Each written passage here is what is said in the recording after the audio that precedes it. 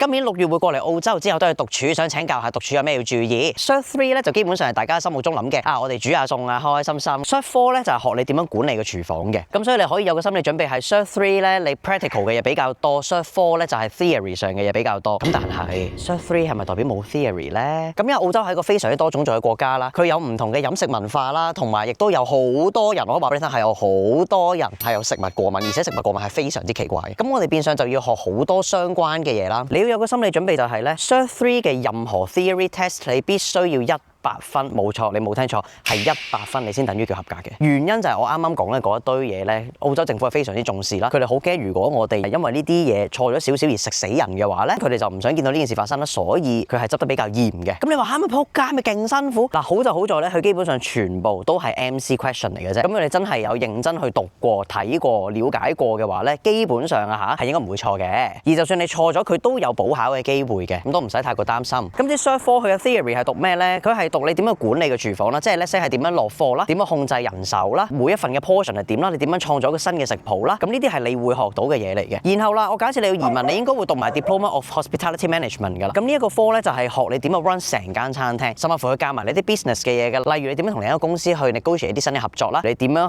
去解決同事之間嘅糾紛啦，點樣去解決一啲 complaint 啦。咁無論係 Hospitality Management 定還是係廚咧，你都會有 practical 嘅。咁嗰陣啦，我自己係讀 William Atlas 嘅，佢 Cert 3嘅時候咧有一課咧係好似17堂定18堂度啦，咁我哋就要喺學校嘅嗰個餐廳入邊度做嘢，咁就儲咗實習鐘啦。不如如果你讀私校嘅話咧，我就建議你係自己出去揾一份工，然後叫嗰度嘅主管幫你簽，你就可以一路賺錢，一路可以 fulfill 到呢一個草鐘嘅 requirement。如果唔係學校介紹你去嗰啲咧，大部分都係啲免費打工嘢嚟嘅，咁你就無啦啦幫人打咗幾百個鐘嘅免費工咯。